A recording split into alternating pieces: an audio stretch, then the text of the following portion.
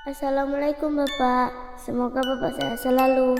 Oh iya, nama Naila, saya berumur 9 tahun. Saya tinggal di rumah kontrak di Situwi, Lorong Simbaya. Naila anak pertama dari 4 saudara. Ayah Naila bekerja sebagai juru parkir, ibu juga. Bapak Naila bercita-cita ingin menjadi polwan, sama seperti Bapak. Bapak Kapolda bantu Naila ya Pak untuk cita-citanya. Naila sering nonton Bapak di YouTube. Bapak berbahasa Aceh lagi bagiin buku untuk anak-anak. Naila mau gadang bukunya Pak. Udah dulu ya Pak. Naila mau cuci piring bantu mama. Nanti kita sambung lagi ya. Salam suka Naila.